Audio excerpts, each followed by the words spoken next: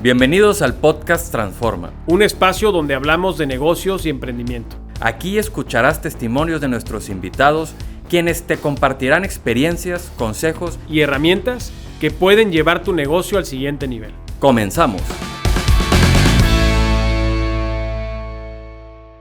Bienvenidos a un capítulo más del podcast Transforma. Estamos aquí transmitiendo desde la Expo PYME 2022 y aprovechando que tenemos una visita muy especial. Una visita de ensueño, de unicornios. No, gracias por la invitación, Bienvenido, mi Poncho. Gracias. Ya lo traíamos muy pendiente. Estaba emocionado de grabarlo acá ahora en la Expo. Bueno, pues yo creo que la presentación de tu semblanza pues sería un poco de más y preferiría yo ahorrar ese tiempo para hacerte preguntas muy técnicas. Sí, sin duda. Pero ahorita eres co-founder y CEO de Nowports. Sí. Platícanos muy brevemente qué es Nowports. Bueno, Nowports digitaliza todos los procesos de cadena de suministro para las empresas en Latinoamérica, desde procesos de logística, financiamiento, pólizas de seguro automatizadas, etcétera, ¿no? Nos convertimos en el sistema operativo para equipos de logística y cadena de suministro. Poncho, ¿cómo empieza Nowports? Sabemos que traes una historia de emprendimiento que has platicado en muchos foros, claro. Pero en materia de negocio, ¿cuál es la necesidad, el pain que detectaron? ¿Cómo fueron las primeras iteraciones de Nowports? Mira, el dolor que vimos era que la logística era una industria que venía siendo la misma por más de 70 años, ¿sabes? Y las empresas necesitaban operar su carga de manera manual, por correo electrónico, documentos llenados a mano y muchos errores en ese proceso. Al final del día, para mover un contenedor de punto A a punto B, las empresas necesitaban enviar más de 60 correos por contenedor, ¿no?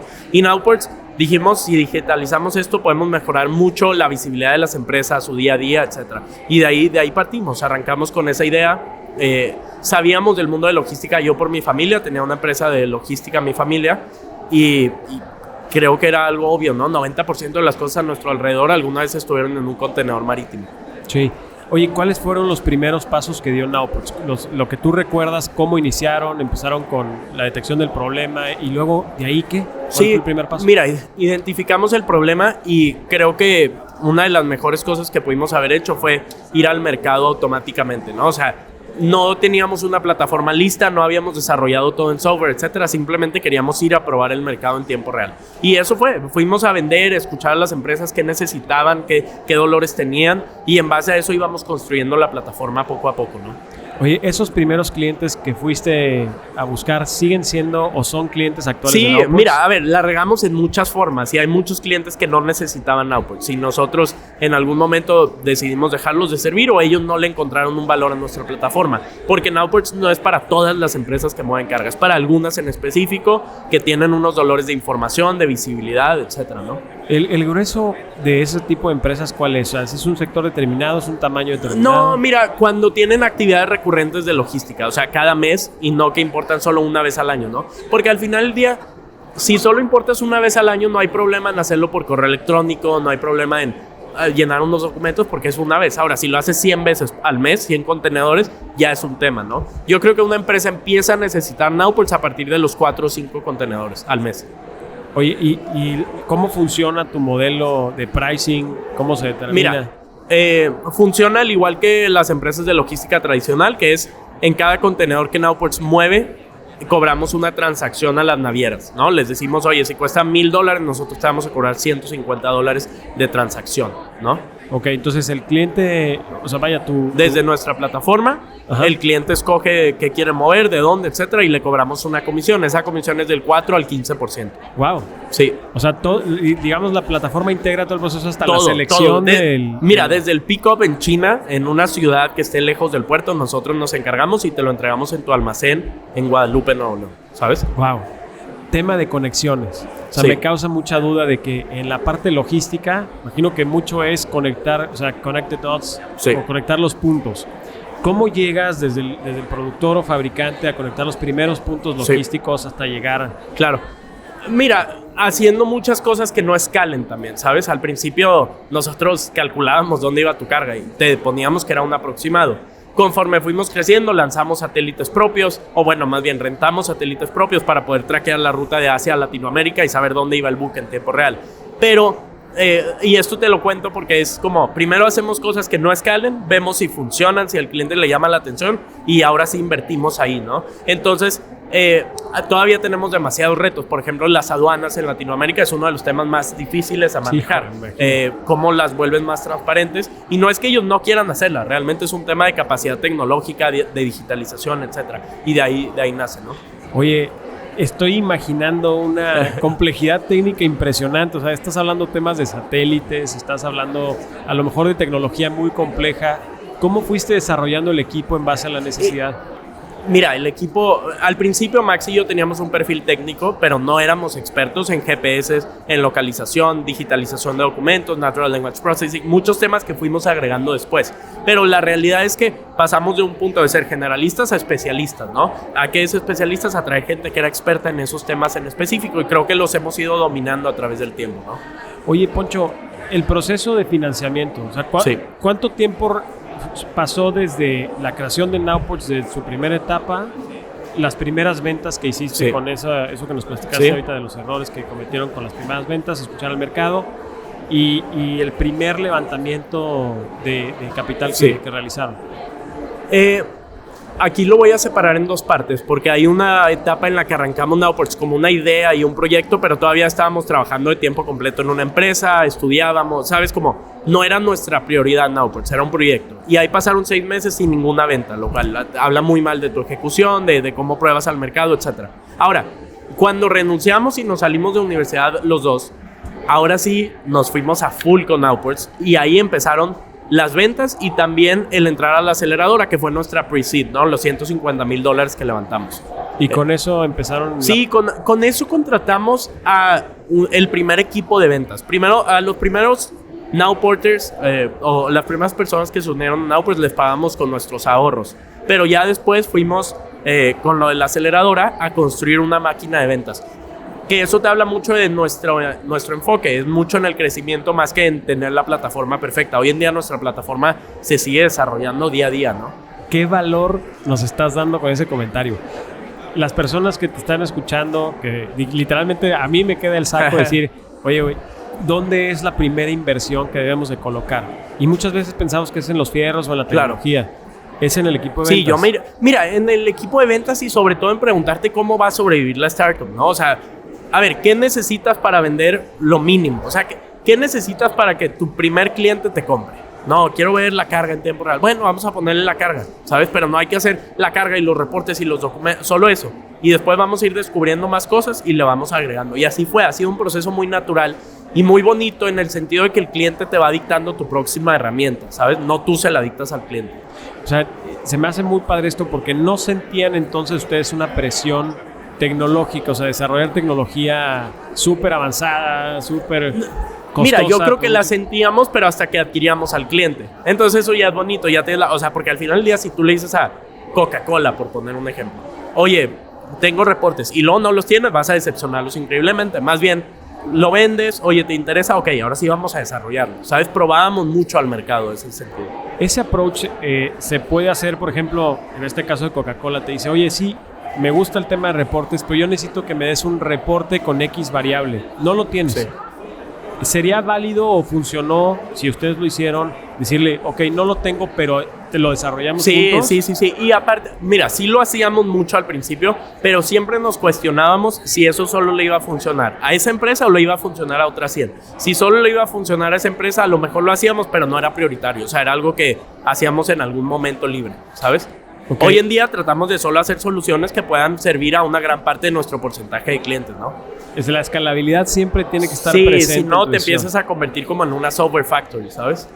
Hijo, y creo que eso termina siendo demasiado costoso, no sé cuál es tu opinión, pero dentro de los startups ese tema de a lo mejor esa hambre de querer gancharte al cliente sí o sí. A un cliente, ¿no? Exacto. Y luego el problema es que ese cliente es el único que ocupa eso y ya los demás no ven el valor, etcétera, ¿no?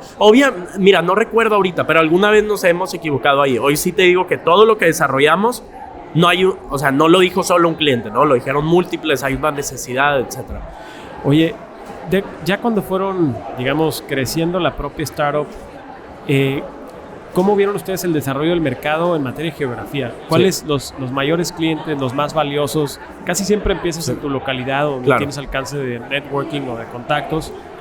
Ahorita, dentro de tu solución, ¿cuáles son las regiones que más rentabilidad nos han dado? Bueno, que más rentabilidad nos han dado, a ver, déjame pienso, es que es muy relativo, te voy a decir por qué. Brasil lo abrimos hace 7 meses. Hoy en día estamos invirtiendo increíblemente en Brasil, pero es el que más nos genera por contenedor, ¿ok? El que más dinero nos genera por contenedor. Pero si tú ves un P&L, no es el que más va a brillar hoy, porque abrió hace 7 meses. Entonces, si hablamos a tamaño de mercado, México ha sido el más grande, después Chile y después Colombia. Pero si vemos a Unit Economics, a cada uno de los márgenes, creo que sería México y después Brasil. ¡Wow! Y ahí influyó mucho también mi relación con Max, que es el cofundador de Nowports, porque él es uruguayo, yo mexicano, y siempre tuvimos la idea de no hay que quedarnos solo en México, hay que expandirnos rápido a LATAM, ¿sabes? Y en el 2020 abrimos 6 países, 2021 abrimos solo 2, y ahora hemos abierto hasta ahorita 7 y vamos a abrir más este año. O sea, como una ambición rápida de expandirnos por LATAM. Oye, ¿cuál fue tu primera impresión del mercado mexicano? O sea, llegaste con los primeros clientes, estabas en México, ¿se puede saber quiénes fueron y qué te dijeron? A ver, por nosotros sí, pero la realidad es que casi siempre nos metemos en un tema de compliance de nombres, etcétera, porque obviamente la información logística de una empresa es muy privada, o sea, de dónde importan, quiénes, etcétera. Pero mira, al principio trajimos a muchas embotelladoras tal cual plásticas, automotrices, de motocicletas, a veces esa era la industria en la que nos enfocamos mucho y creo que nos ayudó mucho a entender cuáles eran sus dolores en México. Por ejemplo, en México hay un dolor fuerte de visibilidad terrestre, ¿sabes? Del puerto al almacén la gente no sabe qué pasa y si robaron su contenedor, etcétera. Y empezamos a atacar esos dolores. Ahora en 12 países lo hacemos a nivel local, ¿no? En Colombia tienes un tema de que no hay señal en ciertas montañas del puerto a la ciudad, etcétera, y tratas de empezar a atacarlo de alguna forma, ¿no? Con equipos locales.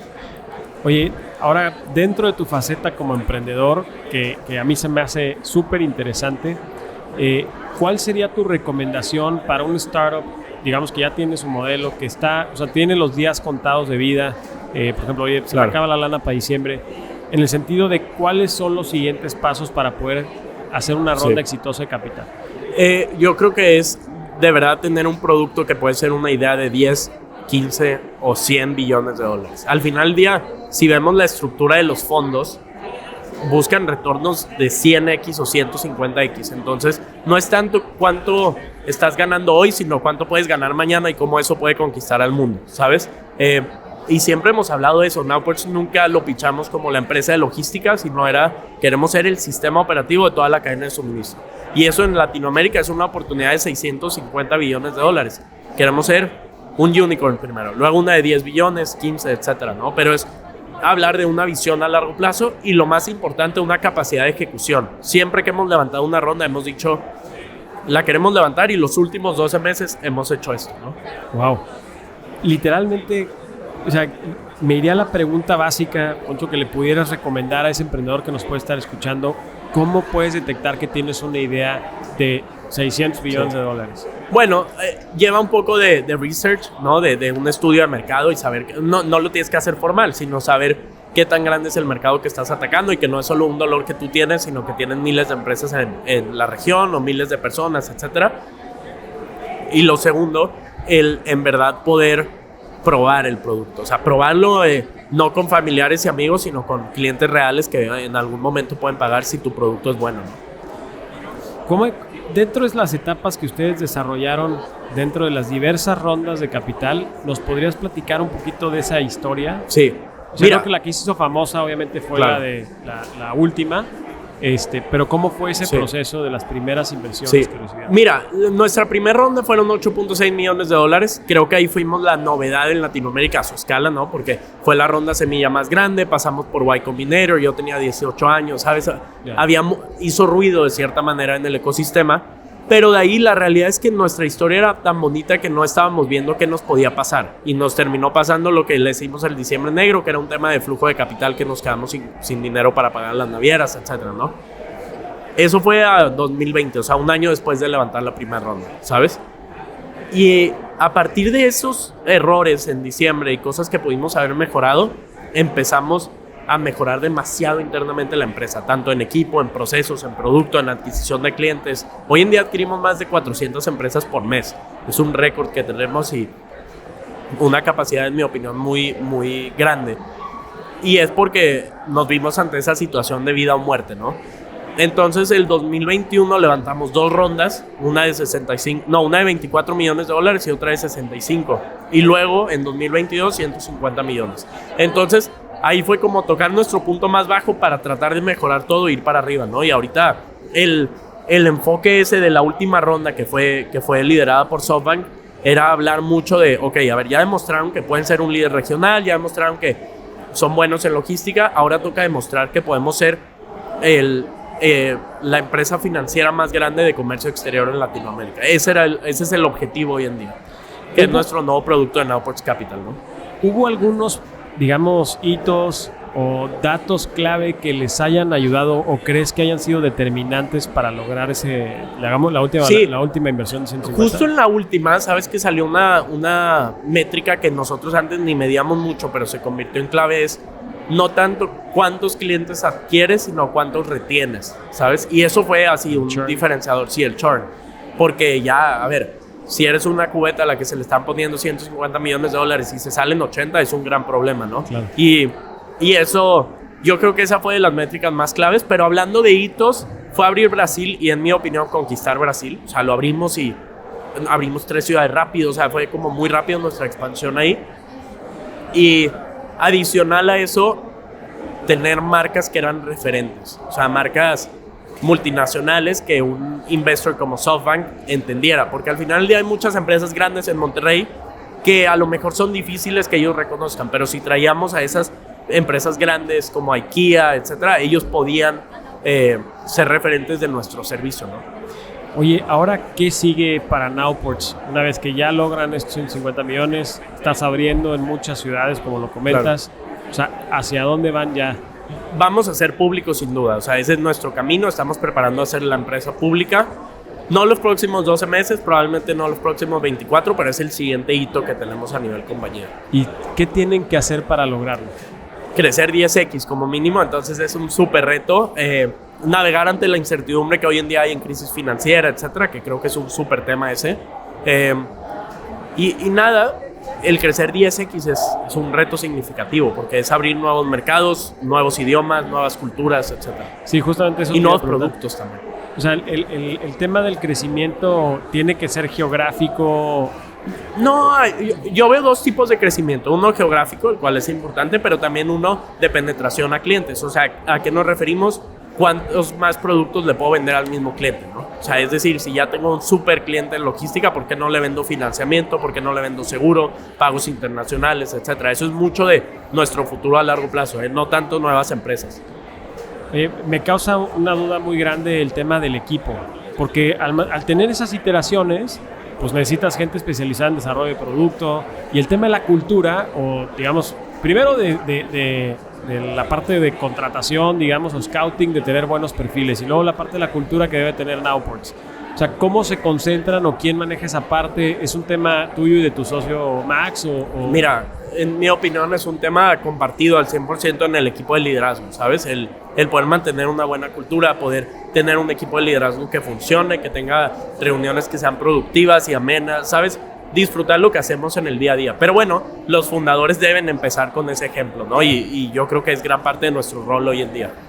O sea, te he visto que estás literalmente viajando cañón. ¿Qué ves en cada una de estas reuniones? ¿Es temas de aperturas, visitas inversionistas? Sí, mira, no, es que es una combinación de todo. Yo diría que es cultural, visitar a empresas visitar a oficinas que puedan ver que ahí está el fundador y que está tratando de estar en la arena y vender y, ¿sabes?, entender los problemas locales, porque es muy difícil entender qué pasa en Medellín si estás en Monterrey, ¿sabes? Y claro, viajar y verlo a nivel logístico es bueno. Entonces, el primero es cultural. El segundo es clientes. Obviamente, los clientes más grandes o las transacciones más grandes que podemos hacer, apoyar de primera mano al equipo comercial. Esa es esa es la segunda. Y la tercera, inversionistas, ¿no? Que ahora llevamos un board significativamente grande con SoftBank, con Santander, y hay muchos stakeholders, por así decirlo, a los que tenemos que darles claridad de a dónde vamos, ¿no? En la parte digamos, de startups, creo que el testimonio que tú tienes, el testimonio de Nowports de lograr ese tema de la capitalización, de ese valor en valuación, digamos, como que motiva mucho a los emprendedores a tratar de tomar una decisión de levantar capital, etcétera. ¿Tú crees que sea para todo tipo de startups que puedan escalar a las cifras que tú crees? Porque siento yo que a veces puede ya ser ese el objetivo del emprendedor. Sí, es cierto. No, mira, a ver, yo creo que una startup debe levantar capital si ese capital le ayuda a poder llegar a muchas más regiones y ser más escalable. Al final del día, si no es un negocio escalable, yo creo que lo mejor es que no levante capital y que vaya paso a paso ellos mismos, ¿no? Y hay muchos negocios gigantescos que no han levantado capital y no son escalables y no tienen nada de malo, pero creo que no son startups, son más negocios, ¿no? Una startup en sí es crecimiento exponencial, y pues muchas veces el crecimiento exponencial lo puedes encontrar con capital, ¿no? Eso sería medio. Ok, ¿crees que un buen indicador para saber si calificas como un startup o no tenga que ver con el tema del acceso a este tipo de rondas? Entonces, por ejemplo, si yo me rechazan muchas veces, pues a lo mejor probablemente del feedback que me den mis inversionistas puedo entender que no soy un producto escalable y a lo mejor no sea un startup. Y hay que iterar hasta que sea escalable, ¿no? O de plano no es una startup y es un negocio tradicional, lo cual no es malo. En mi opinión no lo hace menos importante, ¿sabes? Hay demasiadas empresas, incluso en Monterrey, que no fueron startups y son negocios gigantescos y muy rentables, ¿no? Oye, ahora quiero conocer un poquito las responsabilidades que implica contar con capital de fondos o de inversionistas, ángeles, etcétera. Porque si lo vemos como una meta en sí, pues yo creo que sería, digamos, creo que es una responsabilidad. ¿Cuáles son esas responsabilidades que ustedes creen que deben de tener con sus inversionistas? Pues mira, muy resumidamente, en mi opinión, es demostrar que con ese capital puedes llegar mucho más lejos de lo que hubieras llegado sin el capital, ¿no? Al final del día es un retorno y los inversionistas no esperan un retorno de 2x, sino un retorno de 100x o 150x de tu producto, o esa es la mentalidad con la que debes ejecutar. Entonces, cuando levantas capital, sí tienes la responsabilidad de poner ese capital a trabajar con la esperanza de traer resultados mucho más agresivos que sin ese acceso, ¿no? ¿Crees también que otras fuentes de financiamiento, por ejemplo, oye, a lo mejor no levanté rondas, pero puedo tener acceso a créditos? Claro, o a deuda. Exacto. Sí. ¿Funcionan? Sí, creo que funcionan, depende del riesgo, ¿no? Y depende de los intereses, los términos. Hay veces que pueden ser muy agresivos para el emprendedor, porque al final del día lo bueno de levantar capital con inversionistas es que lo estás levantando a riesgo. O sea, ellos se llevan un porcentaje y saben que de alguna forma ese capital se puede perder. ¿Me explico? Claro. Porque es capital a riesgo. Ahora, el crédito es distinto, se va a cobrar sí o sí. Se va a cobrar con los colaterales o con demandas, etcétera. Entonces, yo sería muy cuidadoso de ese tipo de acceso a capital, pero es algo que incluso a esta altura de Nowports ya lo hacemos, porque depende del producto que vas lanzando, ¿no? Oye, ¿cuáles entonces considerarías que son aquellos, en tu experiencia, riesgos que pudiera traer el tema del levantamiento de capital respecto a las responsabilidades que te genera una celebración de un contrato, un levantamiento con un inversionista, etcétera? ¿Cuáles crees que puedan ser los errores muy básicos que deberían? Bueno, los términos. Por ejemplo, hay un término que se le llama liquidation preference, que es cuánto valen las acciones del nuevo inversionista. Si valen 2x, 3x. Es un tema más técnico, pero yo sería muy cuidadoso revisando todo, prácticamente todo, o sea, cada uno de los términos, y de que sea una transacción lo más estándar posible. Ese sería el objetivo. Hay muchos recursos como Y Combinator, 500 Startup que publican contratos estándar para que los puedas usar de guía, ¿no? Oye, Poncho, no puedo evitar irme un poquito también a la parte personal tuya. ¿Qué estarías haciendo si no existiera Nowports? Yo creo que otra startup probablemente, o sea, me encanta. Sí, si no existiera Nowports haría otra startup. ¿De logística? De logística probablemente, pero sería Nowports en ese caso, pero de muchos otros temas que me apasionan, fintech, pagos internacionales, incluso desarrollos neuronales, etcétera, son cosas que me apasionan, ¿no? Oye, si pudieras regresar un poquito el tiempo al Poncho que inició Nowports, ¿qué le dirías? Me arriesgaría más probablemente, me movería más rápido y construiría un equipo 10x mucho antes. Dejaría el ego un poco de lado. Hay veces que en mi opinión, dejamos, o el ego nos juega en contra a poder traer gente que sea mucho mejor que nosotros. ¿Cómo fue para ti esa parte del ego? ¿Cómo lo sentiste y cuáles fueron esas, digamos, pues es señales? que hay momentos en los que te das cuenta que tu trabajo como cofundador ya no es ser un especialista en temas, sino un generalista en el overall de la startup, ¿no? O en un todo. Y que hay que ir trayendo gente que pueda aportar mucho valor a puntos específicos de la empresa, ¿no? Y ese fue el momento en el que yo dije, ok, hay que construir un equipo que pueda revolucionar la TAM. Oye, ¿sí crees entonces que un riesgo que debe de tener valorado el emprendedor es justamente el ego de a lo mejor no escuchar las recomendaciones, a lo mejor no pivotear, no iterar, ser muy necio, y incluso en el tema del equipo? Sin duda. Hay veces que, mira, yo creo que hay que ser necio en esta vida para poder romper las cosas, pero no hay que ser egoísta, o sea, hay que escuchar y no hay que ser narcisista en el sentido de, oye, esto es bueno y nadie más sabe. O sea, si ya 2 o 3 clientes te dijeron lo mismo, probablemente tienen la razón más que tú, ¿sabes? Y lo mismo en el equipo. Si eres la persona que siempre tiene la razón en el equipo, hay una bandera roja ahí increíble, ¿no? Oye, ¿visualizas tú la posibilidad de por medio de Nowports realizar inversiones en otras startups o adquirirlas? Sí, lo hemos hecho. Hay 2 transacciones, no son públicas, las haremos en algún momento este año probablemente, pero claro, a ver, el objetivo es digitalizar todos los procesos de comercio exterior o de cadena de suministro en el mundo y Latinoamérica. Vamos por ese camino y hay muchas que serán inversiones, otras que serán adquisiciones y merge, ¿no? Oye, ¿crees que esta misma visión que tienen ustedes en Nowports las tengan las grandes empresas más tradicionales, no startups? ¿O crees que le falta todavía un poquito? Mira, no, yo creo que las empresas tradicionales aportan muchísimo a la industria y es lo que nos ha traído hasta acá a nivel México, Monterrey, etcétera. Pero, pues, en mi opinión, la visión de Nowports es muy única en cuanto a que no solo hacemos logística, sino financiamiento. Somos el sistema operativo de cadena de suministro. Y ahí cambia radicalmente, ¿no? Oye, ¿cuál considerarías que es el mayor riesgo que tienes en Nowports? Dejar de movernos rápido, yo creo. Oye, como startup, tu única ventaja es el tiempo en el que ejecutas. Al final del día, las empresas tradicionales tienen un capital increíblemente alto, ¿no? Híjole, ese tema que comentas me vuela la cabeza, o sea, porque piensa rápido, muévete rápido, etcétera. Pero para eso, me imagino que debes de tener una guía estratégica. Sí, una visión clara de dónde va la empresa, ¿no? Sin duda. A mí me encanta la frase de Mark Zuckerberg, que ya la cambió, pero es move fast and break things. O sea, a mí me encanta, muévete rápido y rompe las cosas.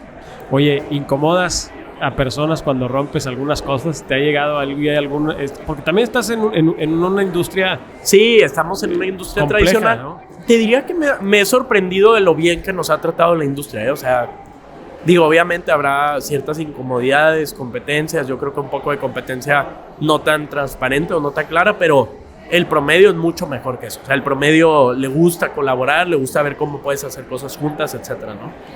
Oye, Poncho, siempre has sido tú como muy abierto dentro del ecosistema, sigues apoyando al ecosistema. Hoy que has vivido, digamos, todos los puntos que un emprendedor debería de aspirar a, ¿qué crees que le falta a Nuevo León para hacer un ecosistema más robusto?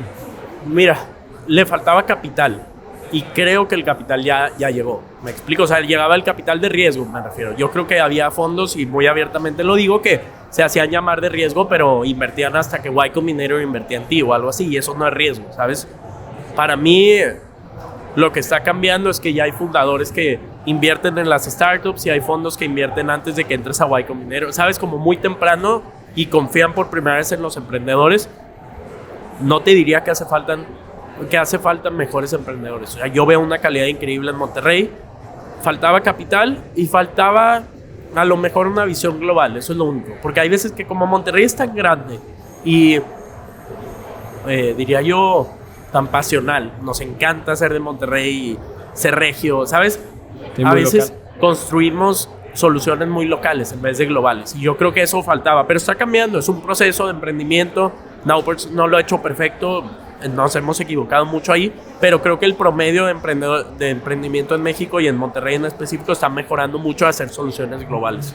Oye, hemos visto que muchas startups ponen sus headquarters en otras ciudades, Sí. principalmente Ciudad de México. Sí. Y cuando llegan a un tamaño como el tuyo, pues tú tienes Claro. oficinas en Ciudad de México, ¿están ahí los headquarters? Mira, es que ahora que somos 100% remotos, entonces es muy relativo el que es el headquarter, ¿no? Pero legalmente nuestro headquarter está en Monterrey, entonces diría que acá, pero hay temas desde conexiones de vuelos hasta el poder conectar con otra gente, etcétera, que desgraciadamente más bien hace que la Ciudad de México sea tu lugar de destino principal por acceso a los fondos. Okay. También. Imagínate que te pongo un caso hipotético.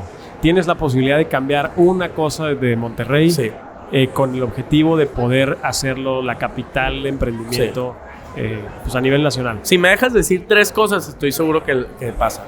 Échale. Número 1, conexiones de vuelos, 100%. Yo te lo digo que hablando con otras empresas, etcétera, Monterrey debería poder llegar a Santiago de Chile directamente o a Bogotá en Colombia y no un punto medio. Eso es uno. Y no nada más para las startups, sino para las empresas en general. Me explico, para que haya mucho más empresas y corporativos aquí que tienen dependencias globales. ¿Ves en algún momento que abrieron el vuelo directo Corea-Monterrey? Sí. Bueno, hay un impacto gigantesco de la industria coreana en Monterrey, ¿sabes? Y yo creo que eso sería una de las cosas que haría, conexiones de vuelo. 2, movilidad, o sea, un ambiente en el que pueda ser mucho más seguro moverse a pie y no tanto en automóvil. Sé que suena cursi, pero para mí es una de las razones de por qué la Condesa o Roma Norte en Ciudad de México es el lugar de emprendimiento. Vas caminando y ves a todos los fundadores de startups ahí caminando y no en carros, y hace un lugar de intercambio, de comunidad, de poder estar ahí hablando, ¿sabes? Y eso para mí ha sido muy cambiante en la Ciudad de México. Y el tercero nada más es eventos como más eventos que puedan reflejar el emprendimiento que hay en México y el acceso a talento, ¿no? Muy bien. Oye, 2 preguntas, digamos, desde el ámbito de Poncho en lo personal. Sí. Y luego ya cerramos por temas que sabemos que tienes la agenda a tope, güey. Literalmente, ¿qué te mueve, Poncho? O sea, ¿dónde está tu corazón? Fuera del tema startups. Sí. Es que me mueve crear, o sea, me encanta crear, ¿sabes? Yo veo a Nowports o el emprendimiento que tengo como un arte, y mañana me gustaría hacer otra arte, pero dentro de Nowports hemos lanzado muchos nuevos productos, y seguir ahí creando cosas es algo que me mueve, y sí me mueve poder morirme diciendo que hicimos de Latinoamérica un mejor lugar, ¿sabes? Creo que es bien diferente cuando una persona, amigo, conocido a lo mejor del ecosistema, te pide un tip, un consejo. Pero ¿qué consejo le darías a tu familia? Piensa a lo mejor en tus papás, hermanos, que te dicen, Poncho, quiero abrir un negocio. ¿Qué les dirías? Es buena, porque ahí la cambias toda cuando es familia, ¿no? O sea, riesgo, etcétera. Y los sacrificios que sabes que los sacrificios que implican. Yo diría, asegúrate de que lo que estás haciendo te va a poner feliz en 7 años y no en 2 o 3 meses. Me explico. No, yo como Poncho no estoy muy interesado en negocios rápidos de 2 o 3 meses que podemos generar buen dinero. Me encanta generar ingresos, etcétera, igual que a cualquier persona, pero me gusta pensar que estoy trabajando en algo más de largo plazo, de 6 o 7 años, ¿sabes? Y entonces le diría a esa persona, oye, ¿quieres poner ese restaurante? Solo encárgate de que ese restaurante te va a apasionar en 7 meses, en 7 años, que tenga 100 sucursales, y tratar de pensarlo en grande, ¿no? Wow, qué poderoso, güey, porque literalmente muchas veces el emprendimiento es, si no hay resultados rápidos, güey, cambias la página. Y ese tema, pues es un tema de resiliencia serio. Concuerdo. Poncho, nos gusta terminar todos los podcasts con una pregunta que a lo mejor ya la has contestado o la contestaste a lo desarrollo del capítulo, pero es, ¿qué consejo o experiencia cambió verdaderamente tu vida y que quisieras compartir con nosotros? Yo creo que fue...